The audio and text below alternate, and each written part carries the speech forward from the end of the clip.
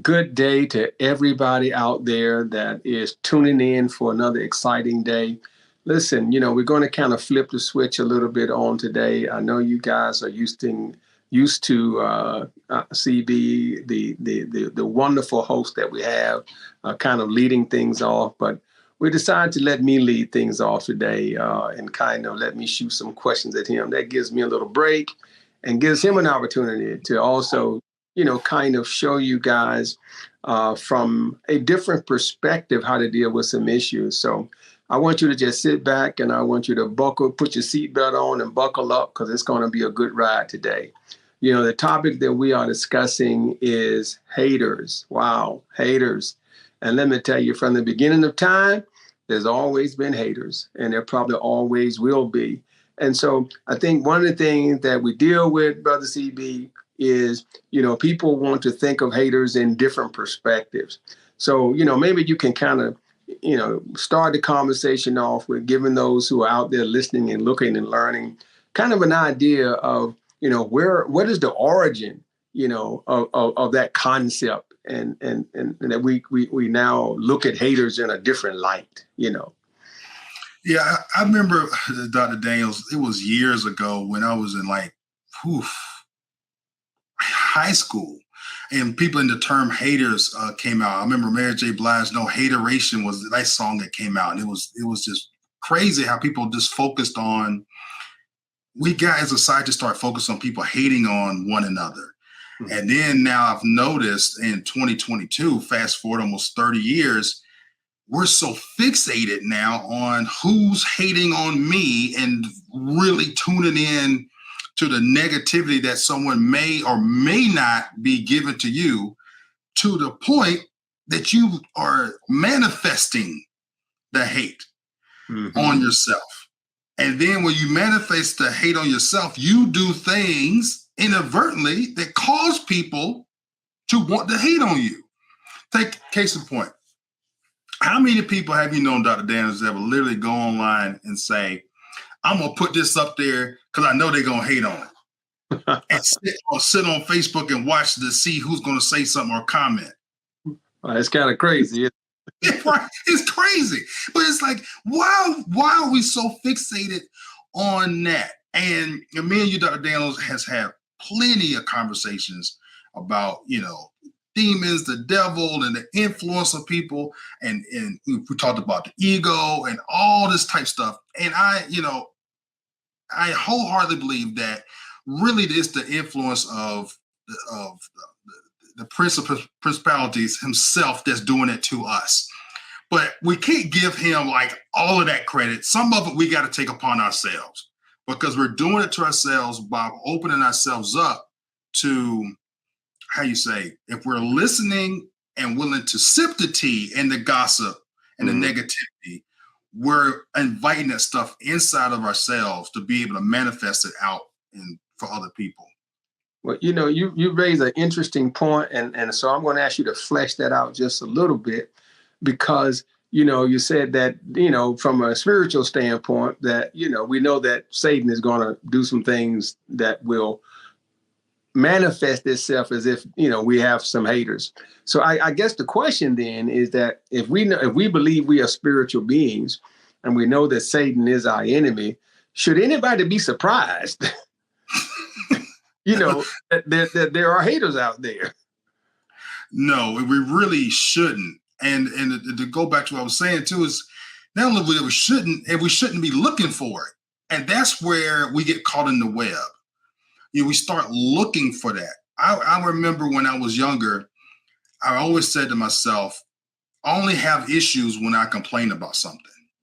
So I made it a point to try to not complain. Same goes with the haters. If I think about the haters, or let me break it down even further, if I hate on other people, then inadvertently I start looking to see if anybody's hating on me. So, to put on a counselor's hat, am I manifesting or projecting that on the other people, what I'm already doing to other people, what I'm thinking they're doing to me, is like another point that you got to really look at. So when I see, when especially like if I'm coaching people, now this is in a secular aspect. I haven't gotten quite yet, Dr. Daniels, to be able to do the spiritual leadership yet. I'm in the class, but I haven't gotten there yet. But when I'm coaching people, I'll often ask them, is like, why do you think you're attracting X, Y, and Z? You know, why do you think that, and why do you think this is happening? Now I'm starting to ask this question a little differently. I said, why do you think the devil or a demon is influencing you to do certain things or have this around you? What is in your environment? And trying to control that. That brings up another interesting point then. If that's the case, then why do we consider haters to be a negative thing and not a positive thing? I mean, if people are hating on you, why, if you think about, well, what's the reason why they're hating? So why do people just jump to the conclusion that if I have some people hating on me, that it's a negative? Yeah, I mean, I will say that I've heard and seen countless pastors of other churches, and as you as well, Dr. Daniels, will say the words, if you're being hated on, it means you're doing something good. You're doing something well. And then spiritually, you're doing something that God wants you to do, or you're getting closer to God, which i.e. he wants you to do. So therefore, if you notice, the second you get saved, a lot of people, the older church members, the older saints don't kind of remember this, but the newer saints remember, you get saved, all of a sudden, weird stuff starts happening. You start noticing different things, like, why is this taking place?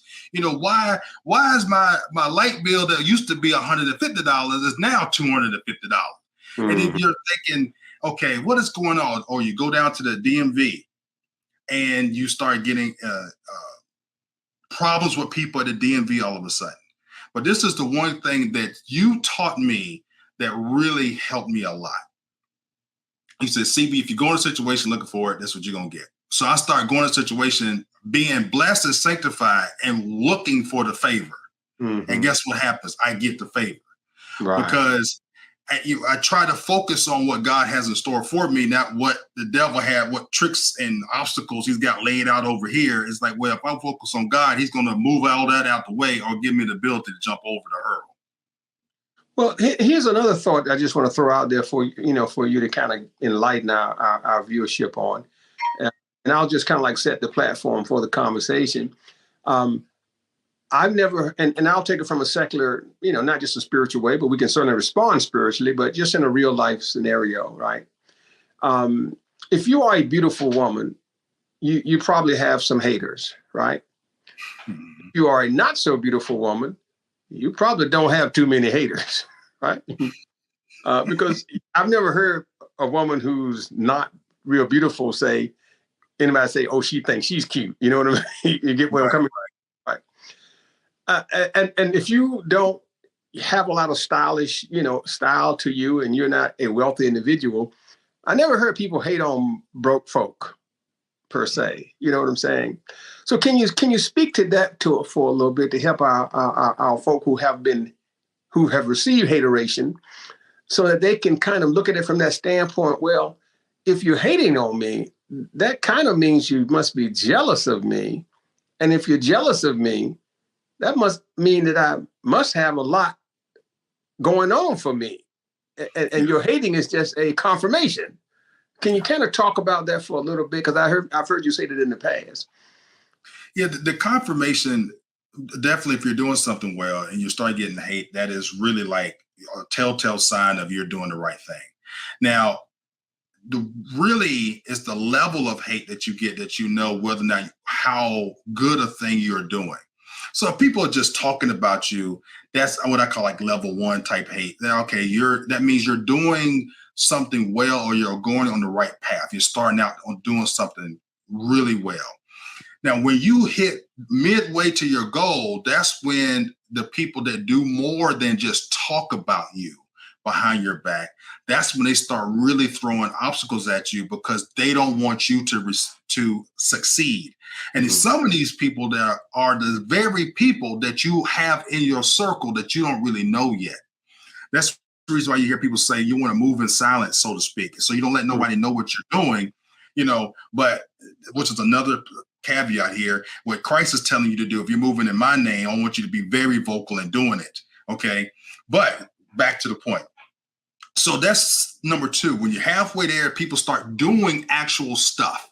The third level is when you get to the envious things, where things that they're doing can be harmful financially, to your reputation, to you. Just flat out lying about you because they don't want you to succeed at all. Now, when you have reached that point, and I know everybody listening and watching, I'm telling you, I know when you're going through it, you're like, why are these people doing this to me? This is really a sign that you are on the right path, that you have reached what you're trying to get, and God wants you to move forward and just bust through it. Just pray on it and bust through it and then ignore it. And now, secular, Eminem, Kanye West, Will Smith now to some point, other countless celebrities have used those negative things of people hating on them and helped them catapult them to another level. Look at how much money Jay-Z and Beyonce made after the incident in the elevator. They went on tour and made $100 million. I joke with my wife. I said, maybe we need to go in the elevator and have a fight and get on camera, make $100 million. It's when you have that type of people, they're able to flip it because they don't worry about it at all, and they use it to their advantage. And I think, to me, probably the greatest example of that is Barack Obama. Before Barack Obama became president, no one questioned his citizenship. Right, that's right. But after he became president, they questioned everything about him. And what you said makes so much good sense, because if you think about how he handled it, and personally, I think he handled it better than any of those other folk. I think to me, he was the calmest person, out there. He handled it well. I got to scratch Will Smith because he did slap Chris Rock, so he didn't handle it too well. But I never saw Obama slap anybody. I felt like slapping somebody for Obama, though. But but talk a little bit, if you will, about Obama's tactics, because when he made his State of the Union addresses, for example, he got a lot of hate from the Republicans in the room. They even called him a liar and all those kind of things. So talk a little bit, if you don't mind, about when you talked about flipping the script and all that kind of thing, about how to look at those haters, really kind of like that's backdoor compliments, and how that you can use it to your advantage, and why you shouldn't even get all broken up because they're hating on you, because it is a backdoor compliment. Right. I mean, and let's be real. We're all human. So when you get that type of hate, it hurts.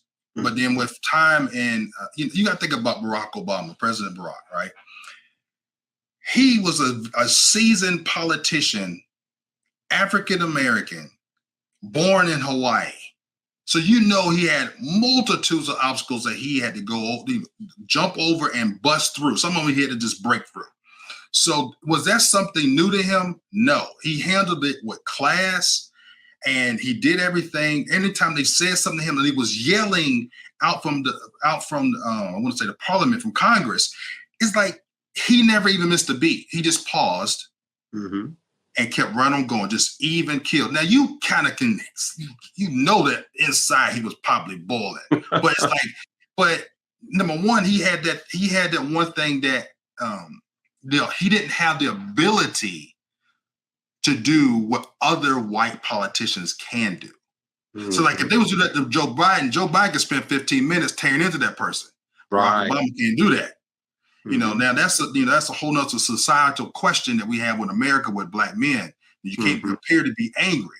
But now with Barack Obama, he did it so well, it nullified everything that they was trying to do. Mm-hmm. And the lesson in that is that when you reach a point where you get that type of hate that is right in your face on national television, what are you going to do? And just like what you just said, Barack Obama and Will Smith did the opposite thing, the exact opposite, So you look at what Obama did, And now, like you said, every black person in America was sitting there wishing Barack would have cussed them people slam out, right? Right. But but he didn't, and we're happy and we're glad he did not do that, because he did the right thing. And that's what we should be doing to our perceived haters and the ones that are actually out in the front. Now, I will say this, Dr. Daniels, I'm not worried about the guy that stands up and calls me a liar, from Congress or during my State of the Union speech. I'm not worried about him. That's the snake I can see. Mm-hmm. I'm more worried about the snake I can't see, is the one that is buttering up beside me and right there along with me, playing like they're really wishing or there for my good, but they're really not. That's the ones that I sit some nights and pray that, that God eradicates them or blocks them from even getting into my inner circle or my inner outer circle. You know what I'm saying? So that's the one I really want people to understand, that even Barack himself knew that guy that said that one, his main opposition, there was somewhere else, someone else, like we always talk about Mitch McConnell all the time. He's not very loud or outgoing. He says one sentence that will send you through the roof, but he says it so calm, he doesn't care. But he's the one causing the issues, but he's not loud. And that's the ones you really got to pay attention to. Right. That is so true. When you said that, it made me think of something else, because it just struck a chord.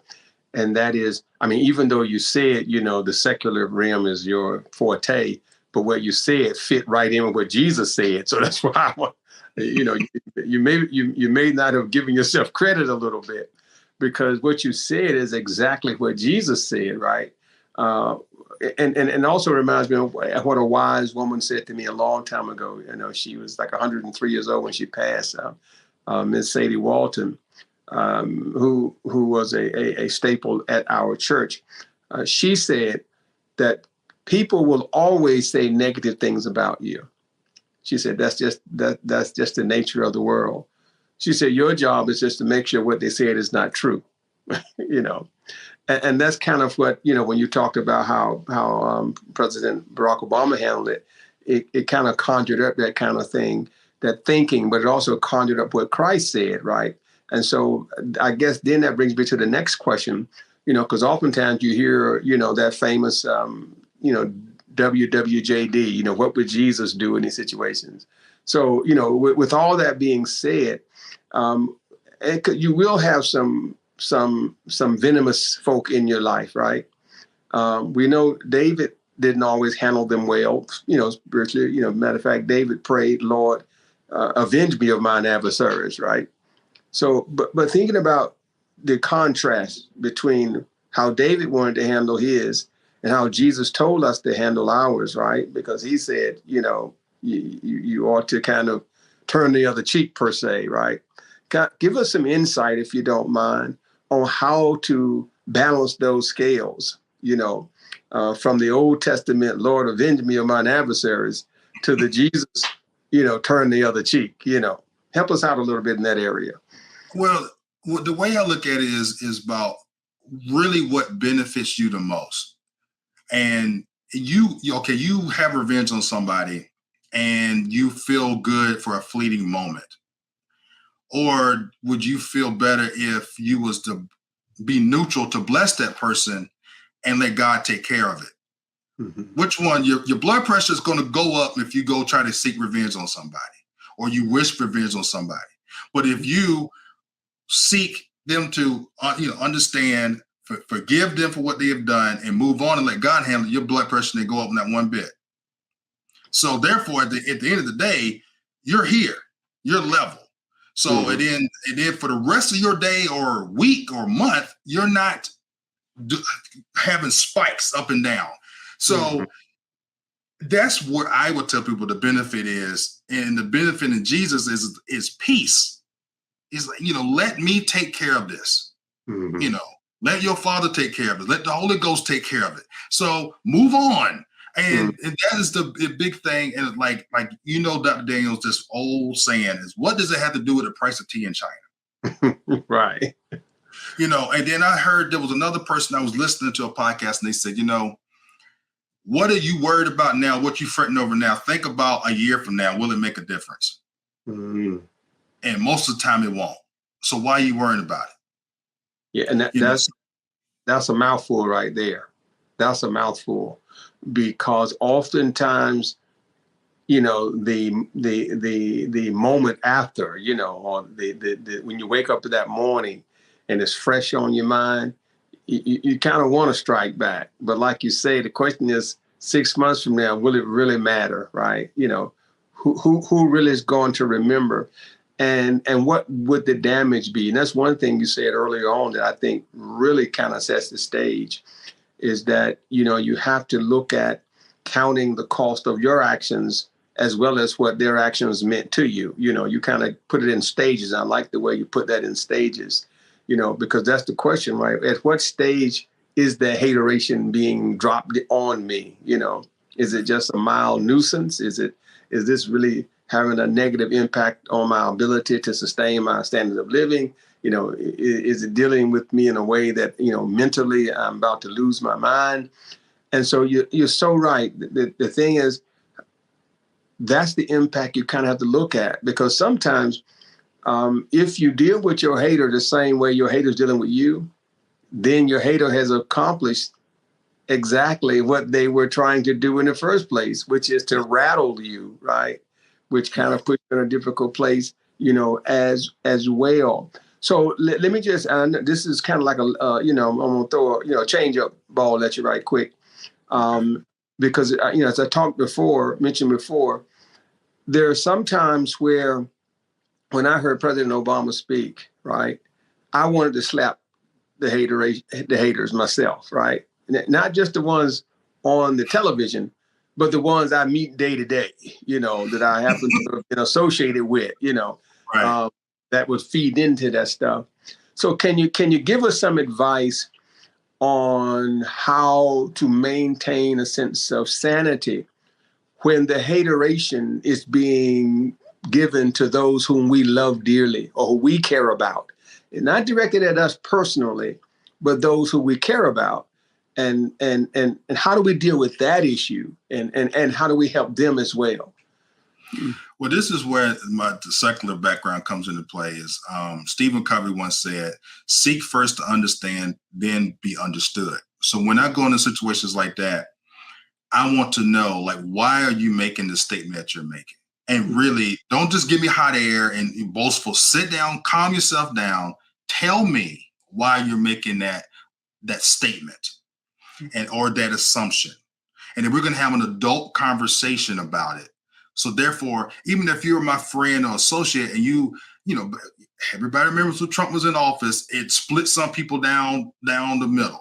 You know, honestly, for me in my business, I had a lot more money than I got right now when Donald Trump was in office. Okay. But I understood what people were coming from. Like, it's going to benefit and hurt other people. Mm-hmm. So the thing is, you got to be willing to listen with your ears and understand what they're saying before you try to speak to what you're wanting to get out. And that's where the issue is at. You had two people yelling at each other, and that's not going to work. Leadership in general is about listening to the people. And spiritual leadership is about listening to the people and then guiding them to where God wants them to be. Mm-hmm. That's the difference. So I'm coming to learn that variation of it, which I'm like learning now. But now, back then during that time frame, I just listened to what the people were saying. Now I got a little bit of a sword with me, with the Holy Spirit and the Word, to be able to, hey, X, Y, and Z. How about this? How about that? Because a lot of the things that people talk about are just what they're seeing and hearing online, mm-hmm. which is constant bombardment of the same stuff. And it's not 90% of stuff, as you know, Dr. Daniels, don't even be true. Right. So you got to fight through that. So that's why I said it takes that adult conversation to have, and then you have to be able to agree to disagree. Like, I have a lot of friends that, like you yourself, you're a gun owner. I believe the cost of bullets should be $1,000 per bullet. That's my belief. Of course, you would be like, oh, no, I want my bullets. But see, we can agree to disagree on that, right? Because my whole reason for not having bullets is they gotta be very expensive to shoot somebody, you know. So you're gonna think twice before you pull the trigger, you know. That's true. So that's my thought process. Now, will that offend somebody in the NRA? Yes. Do I know why? Yes. But do they know why I said that? Hmm. And then that's what they got to ask me that question. They got to come to my understanding of, hey, it's too many Black and brown people dying from the hands of guns and gun violence. That's the reason why I say that. You know, so listening to people, understanding is the real crux to being able to handle those type situations in life and basically really at work. Now that everybody about to go back to work, COVID's almost over with, the office buildings going to open back up, and a whole lot is happening in 2 years that you're going to be at the water cooler talking about. So make sure you just listen more than you talk, and you should be okay. And that's a good point. And, you know, what you said is because I think most people don't take the time to listen when the haters are talking. You know, that's not something that we like to do. We immediately develop a strategy of how to either attack back, or something along those lines. But we're not listening to see, well, why are they saying what they're saying, and is there any validity in what they're saying? And so what you said just really intrigued me, because that raises another question. What if what my haters are saying is true? Right. And that's the part that hits home. How do I handle that? That's the part that hits home. And that's what you call critical feedback. You know, my wife will be the first one to tell you, said, CB, you don't like feedback. I said, well, it's not that I don't like feedback. I don't like it coming from you because it stings too hard when it comes from you. So, but I get it. So I have to, it's that critical feedback is something that the haters can tell you that you may have a blind spot to, and that's the part that's real crucial. But you got to be willing to hear what the haters are saying. Now, 90% of it is going to be garbage, and you just be able to block it out. Now, if you play in sports, like I remember when I was in college, I had haters when I was in college. I got injured, and the people was like, "Oh, you already injured and out for the season. You only played one game, and as a freshman, you already hurt." That hurt. Like I want to be hurt and out for the season. And I'm a freshman in college. My first awakening to that was very fast. But you got to learn to listen to what they're saying and to the haters, because they will tell you what you need to work on and what you need to improve on, especially early in the game. And if you're not really in tune with yourself, it'll be able to, it's a nice little mirror. Now, for the seasoned vets out there, they already kind of know what their weaknesses are and what their strengths are. If they ever want to say, per se, clap back, they clap back on the strength that they have to that particular person. So I tend to tell people, it's not a clap back ain't even really worth it. We have celebrities that do it all the time to just random bullies and trolls online. I don't really understand why even entertain it, other than just having your name out there and trying to flip something, or you're trying to sell something. But for us in real life, everyday life, you're not selling nothing. Don't even try to clap back. Just stay the course, be Barack, or like Michelle would say, they down here and we go high. And then you just when they go low, we go high. Go high. Right. And that's I think that's a great way to kind of put a lid on the topic, is what you just said, because it is always good, just like if, like you said, when someone's hating on you, to listen and to understand, because 90% may just be fluff. But if 10% is not fluff, and here's the thing, if some of it isn't factual, then it doesn't plant, the seed doesn't get planted anyway, Right. It's always a tad bit of truth that allows the lies to take shape. So it's always... There's one time that happened, and I was at work, and I had overheard people complaining about, CB, all he do is just throw us a party. We would get something accomplished. He always throwing a party, and people was hating behind my back on the parties I was. It's like, this is for y'all, right? And after I found out about the 5 languages of appreciation at work, I realized not everybody wants a party. Some people want other stuff. but I didn't know that. So at the time it was hate, but when I received it as hate. Then I kept receiving. I said, well, something must be up with this. So then I listened, and then I was like, oh, okay.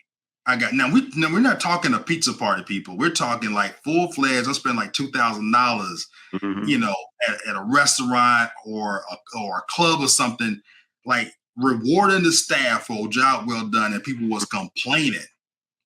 And to the point one person said, I would rather have the money in my pocket.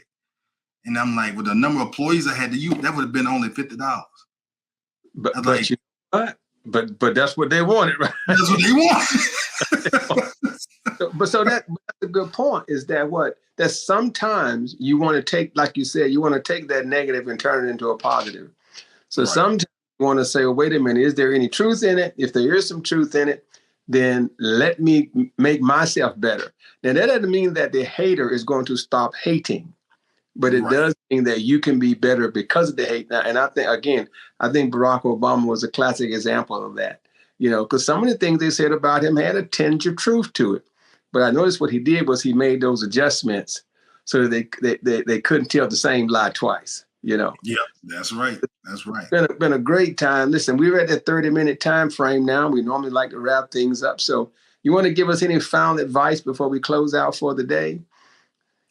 No, well, my sound advice to everybody out there is that if you're sitting on the fence, my favorite quote is, more is lost through indecision than decision.